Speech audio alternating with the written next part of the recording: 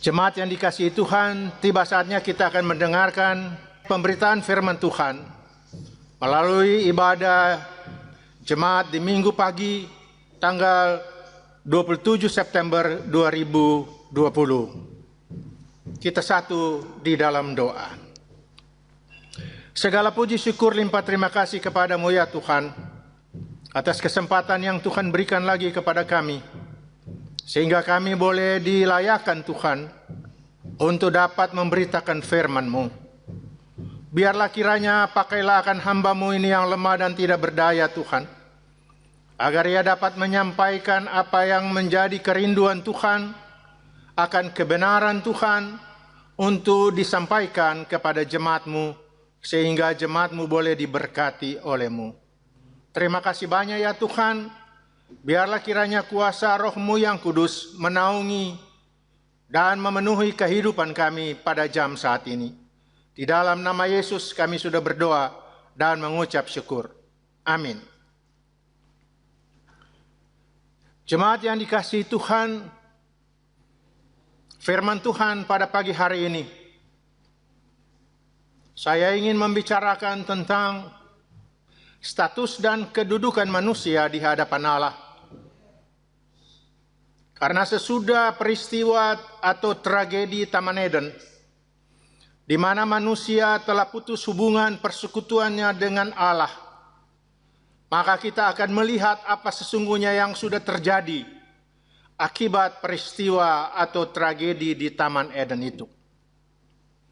Di dalam Kejadian pasal 6 ayat 5 dan 6, Allah sendiri berkata, ketika dilihat Tuhan bahwa kejahatan manusia besar di bumi dan bahwa segala kecenderungan hatinya selalu membuatkan kejahatan semata-mata, maka menyesallah Tuhan bahwa Ia telah menjadikan manusia di bumi dan hal itu memilukan hatinya.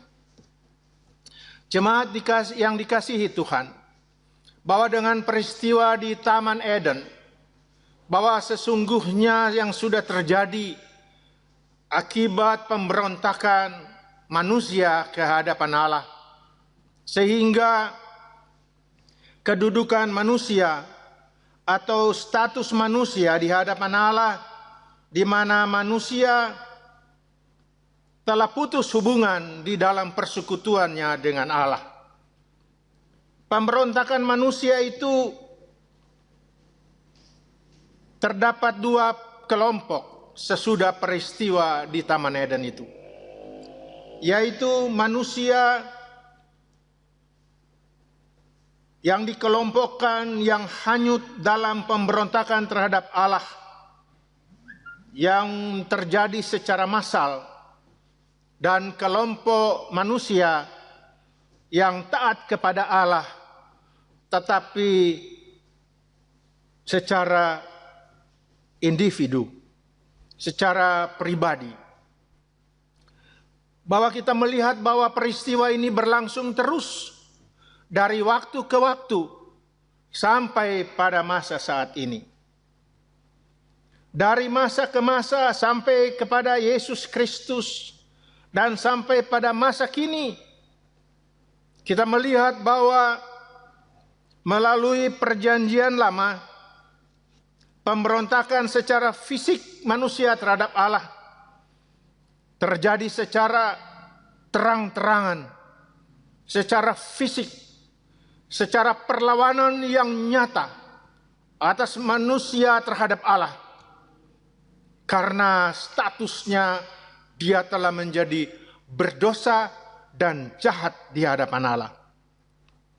Tetapi pada masa perjanjian baru ini, pemberontakan manusia terhadap Allah tidak lagi terjadi atau sama seperti apa yang terjadi di tengah-tengah bangsa-bangsa di masa perjanjian lama. Karena pemberontakan manusia itu lebih tertutup terlihat. Karena yang tampil adalah pikiran dan perasaan yang menjadi berdosa dan jahat di hadapan Allah. Dan akibatnya daripada dosa yang sudah mencekam, yang sudah memenuhi, yang sudah menaungi kehidupan manusia secara pikiran dan perasaan itu, dia tampil, dia berwujud di dalam tindakan, perbuatan, dan juga dalam bentuk tutur dan bahasanya.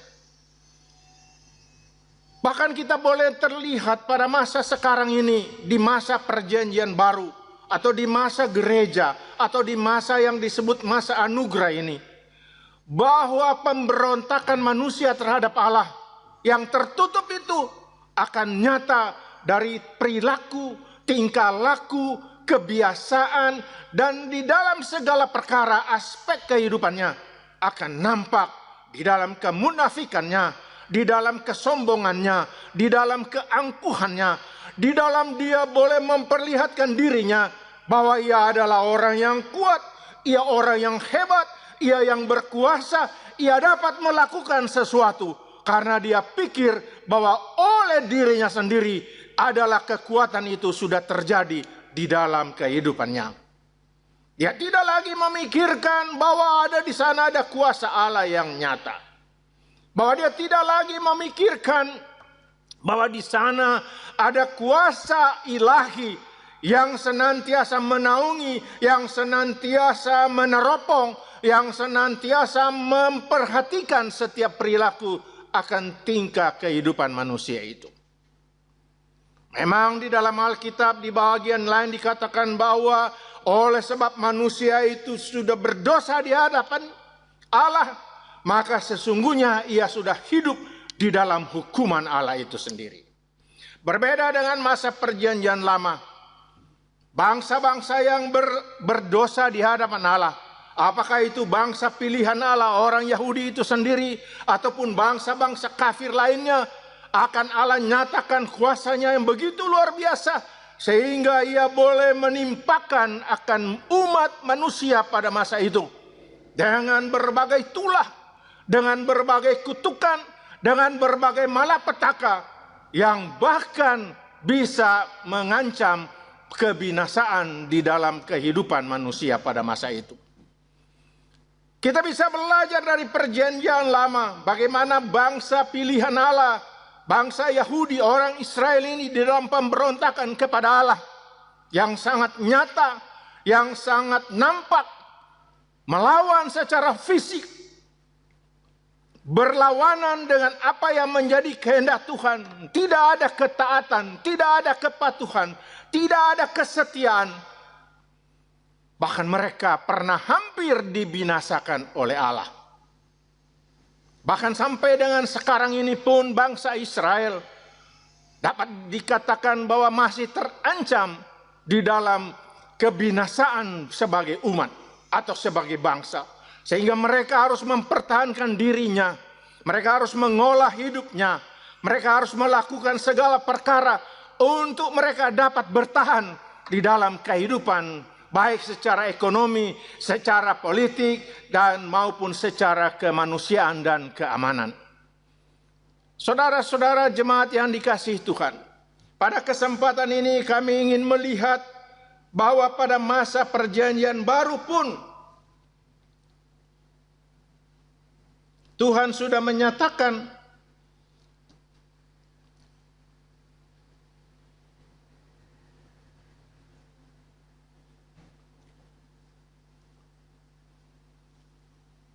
melalui Roma pasal 3 ayat 23. Karena semua orang telah berbuat dosa dan telah kehilangan kemuliaan Allah.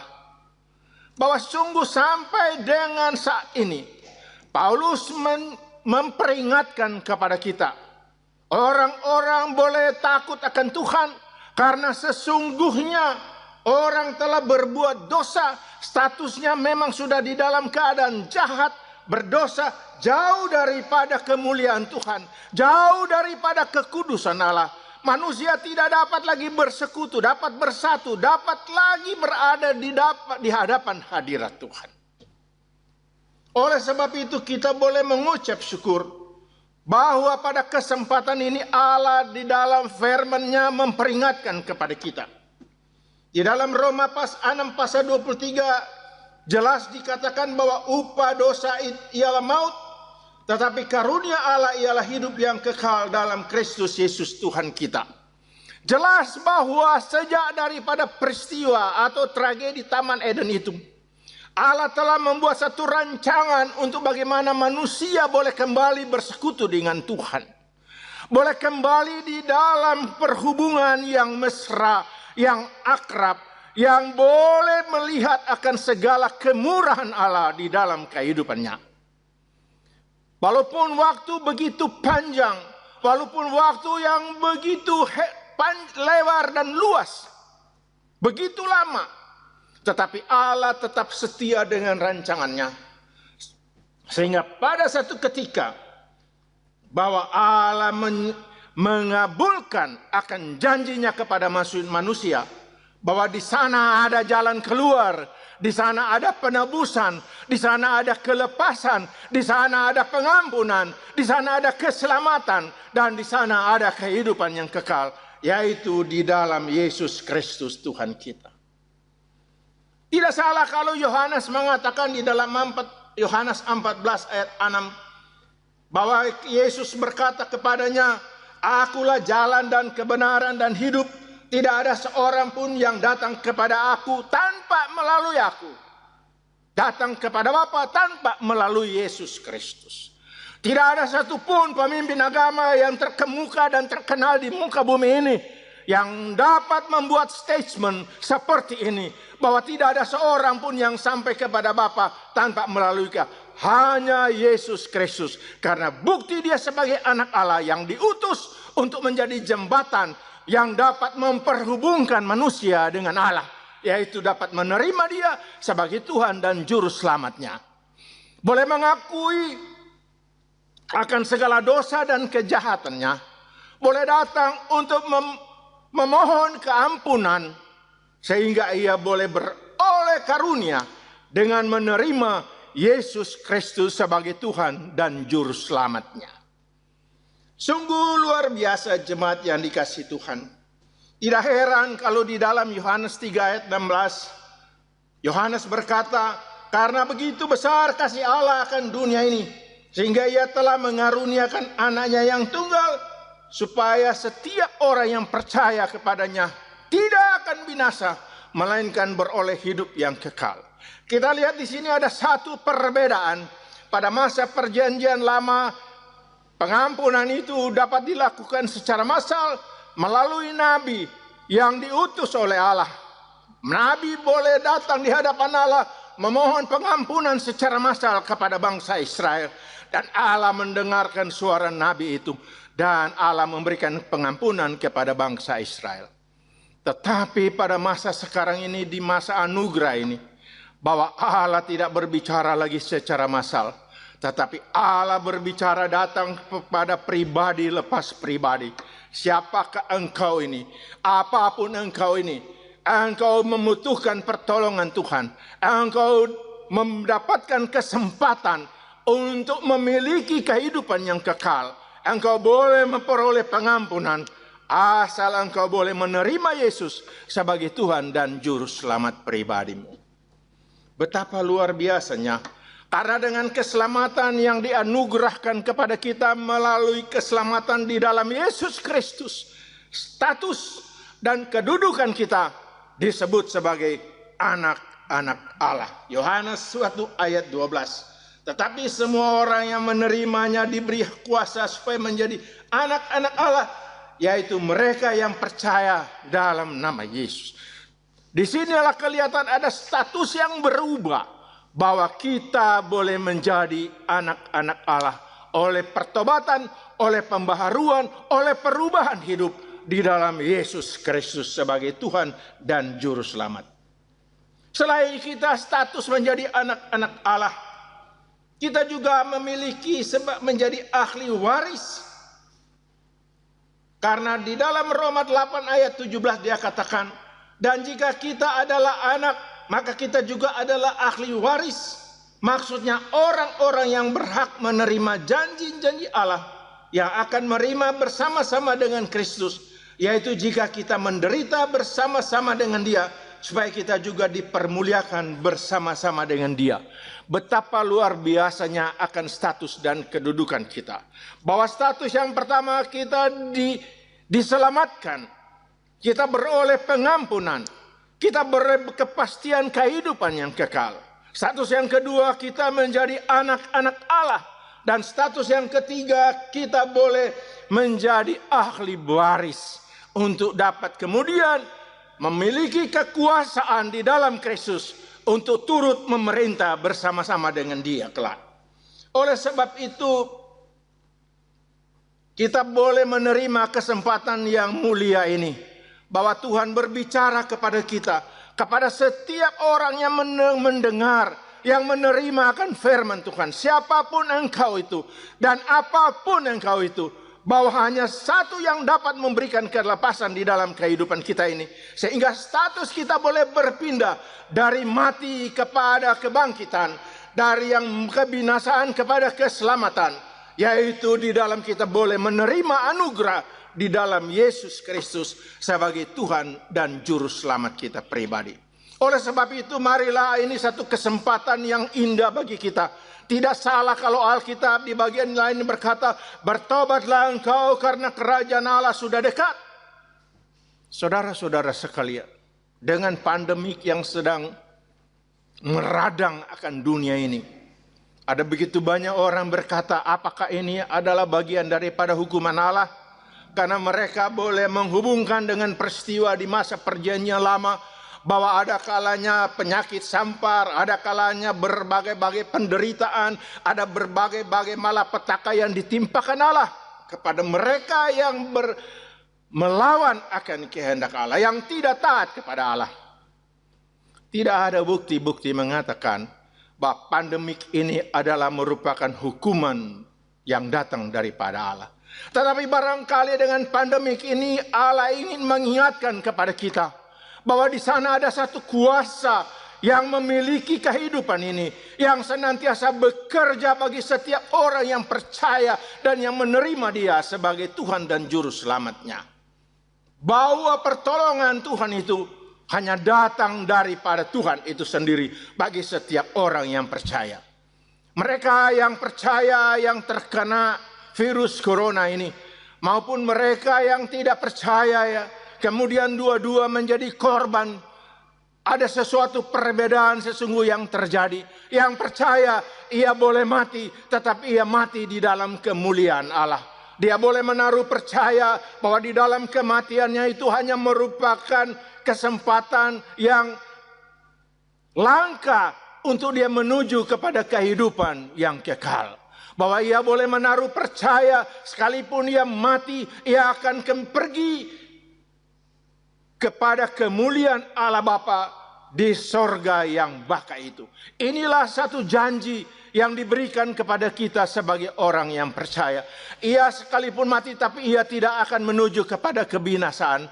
Ia mati hanya merupakan temporary, hanya semacam sementara, karena ia akan menuju kepada kemuliaan Bapa sorgawi. Sehingga pada setiap orang yang percaya, dia akan boleh melihat bahwa pada satu ketika kita akan dijemput oleh Yesus Kristus sebagai pengantin pria menjemput akan pengantin wanita, yaitu jemaatnya, untuk berada di dalam kemuliaannya.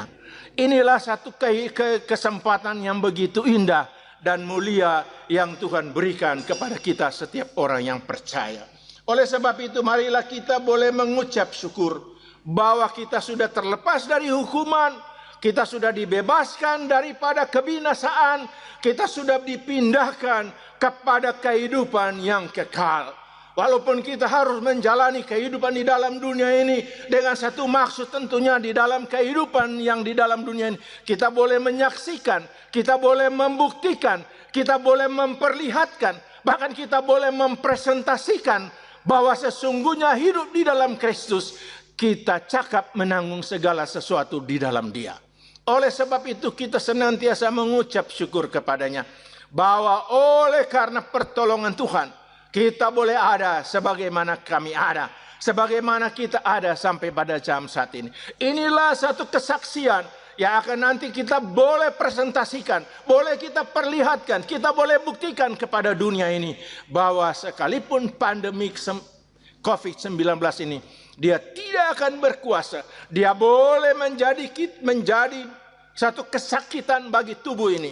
Dia boleh menjadi penyebab kematian jasmani ini. Tetapi lebih daripada itu tidak ada kuasa yang lain yang dia boleh lakukan. Karena kuasa yang utuh itu datangnya daripada Tuhan. Yang senantiasa membebaskan, yang senantiasa memerdekakan. Sehingga Allah itu senantiasa berkata, berbahagialah engkau yang setia, yang senantiasa berkenan, yang senantiasa taat, yang senantiasa takut akan dahku. Yaitu Allah sumber kehidupan kita ini. Di dalam firman Tuhan pada pagi hari ini, biarlah jemaat dibangunkan, boleh memiliki kehidupan yang dibaharui, boleh memiliki kehidupan yang ada perubahan, di mana di dalam kehidupan menghadapi pandemik ini, jemaat boleh melihat bahwa sungguh Tuhan senantiasa menyertai kita sekalian. Biarlah kiranya firman Tuhan ini boleh menjadi berkat pada setiap orang yang mendengarkannya.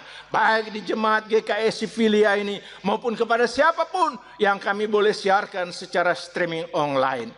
Bapa di sorga akan begitu mengasihi kita. Bapa di sorga tidak akan membiarkan kita. Bapa di sorga senantiasa menolong kita. Bapa di sorga mengatakan berjalanlah. Karena di mana engkau berjalan, aku ada bersama-sama dengan engkau. Di mana engkau berada, di sana aku sudah lebih dahulu ada. Dan aku senantiasa memberkatimu, aku senantiasa menolongmu, aku senantiasa memberikan kekuatan, memberikan pengharapan. Dan ada janji bahwa bila manakala sudah tepat pada waktunya, aku akan datang untuk menjemput engkau, untuk datang di dalam kemuliaan, di dalam kehidupan sorgawi, di rumah Bapa yang mulia itu. Amin. Kita satu di dalam doa. Bapa surgawi, Bapa yang rahmani, Bapa di dalam Yesus Kristus. Pada pagi hari ini ya Tuhan, kami boleh mengucap syukur limpah terima kasih kepadamu. Karena kami boleh disempatkan Tuhan, dilayakkan Tuhan, untuk dilayani dengan firman-Mu ya Tuhan. Sehingga sekalipun suara hamba sudah berakhir, tetapi biarlah kiranya Roh-Mu yang kudus akan senantiasa bekerja kepada setiap orang, kepada jemaat-Mu, yang telah mendengarkan firman-Mu, sehingga firman-Mu itu Tuhan akan diam dengan segala kekayaan sorgawi kepada setiap orang yang sudah menyiapkan dirinya untuk ditaburi dengan firman-Mu ini. Bapa di sorga, di tengah-tengah kehidupan jemaat ini menghadapi COVID-19, pandemik yang nampaknya begitu jahat, menakutkan dan mematikan. Tetapi kami boleh bersyukur kepadamu bahwa tangan Tuhan senantiasa menjadi penolong kami yang tangguh. Sehingga kami boleh senantiasa berada di dalam perlindungan naungan sayap-Mu yang kokoh.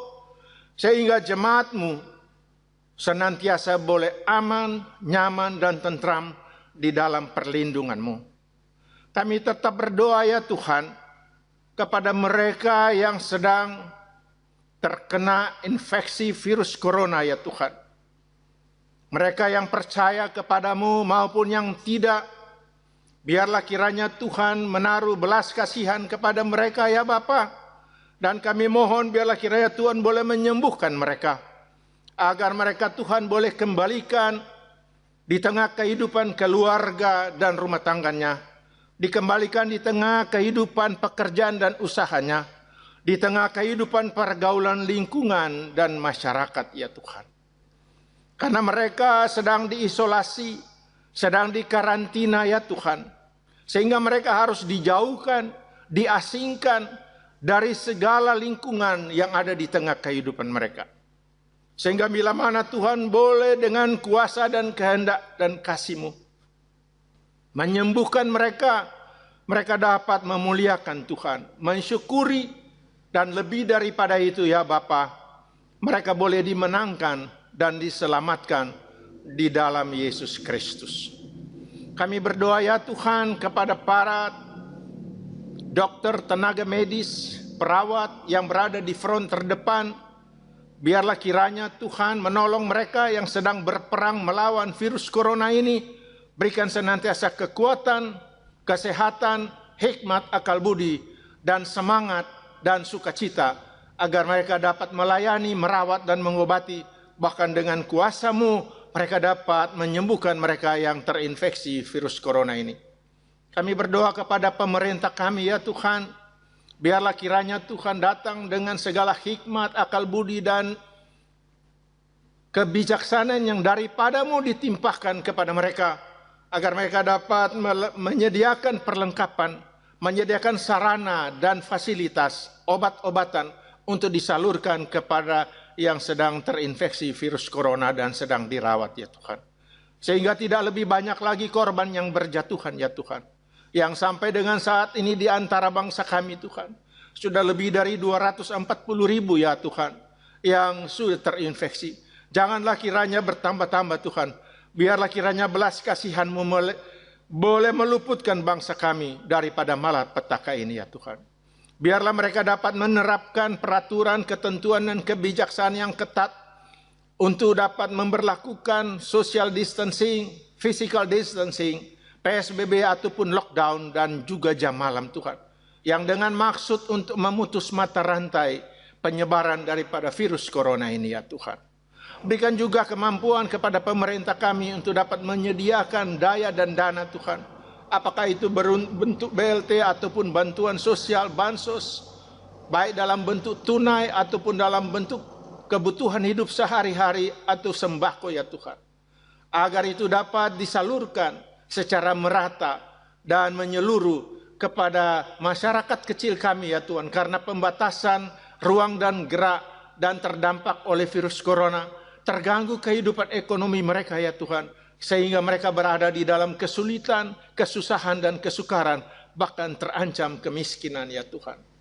Kepada para TNI Tuhan, polisi, Satpol PP yang merawat, yang senantiasa mengawal akan ketentuan, kebijakan, peraturan, berikan kekuatan dan kesehatan dan hikmat yang daripada Tuhan, sehingga mereka boleh menertibkan masyarakat ini ya Tuhan.